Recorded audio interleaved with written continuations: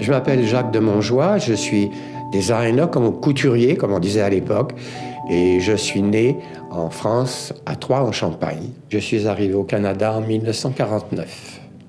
J'avais étudié à la Chambre syndicale de la couture et travaillé chez un couturier à Paris, Raphaël, et puis plus tard, j'ai travaillé à Montréal pour Raoul Jean Fourré. D'abord comme dessinateur, et puis quelques années plus tard, comme son collaborateur. Et cette collaboration a été fructueuse, je pense, et en tout cas, elle m'a apporté énormément.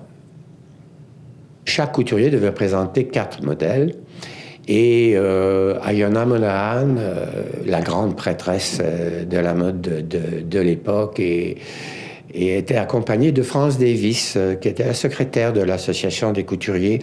Et elles sont venues toutes les deux voir ce que j'allais présenter au défilé au pavillon du Canada.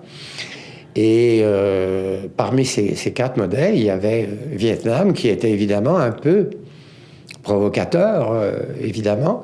Et Iona Monahan m'a dit, mais écoutez, vous ne pouvez pas présenter cette pièce qui est un petit peu scandaleuse à l'expo, qui est la terre des hommes, et tout le monde il est beau, tout le monde il est gentil. Mais j'ai dit, écoutez, Iona, moi c'est ce que je pense, c'est ce que je ressens, et je regrette, mais si vous ne voulez pas la présenter, je demanderai à la presse de venir voir la collection chez moi.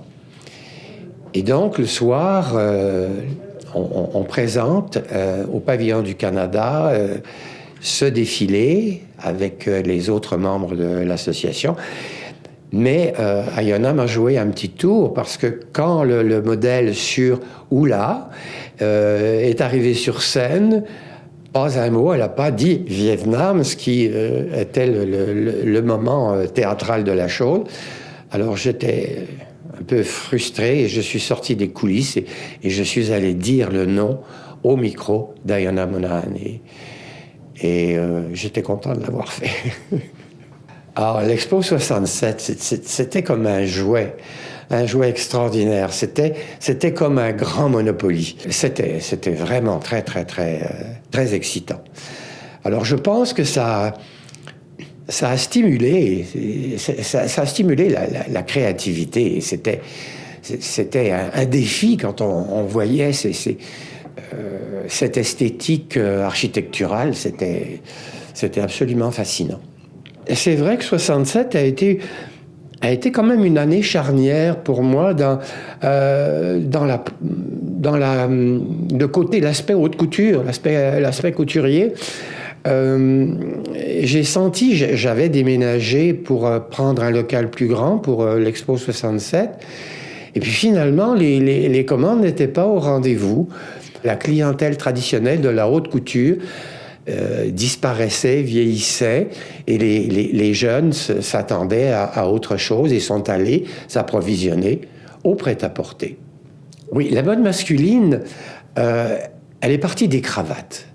Je voyais les Beatles et puis la mode qui venait d'Angleterre à ce moment-là, et les cravates étaient invraisemblables. Enfin, alors j'ai acheté des tissus de robes, des tissus d'ameublement, et j'ai commencé à faire ces cravates qui se sont vendues, mais comme des petits pains chauds. J'en ai vendu des douzaines et des douzaines chez Eaton. Quand j'ai vu que les cravates se vendaient bien, je me suis dit, mais pourquoi seulement les cravates? Pourquoi pas les complets?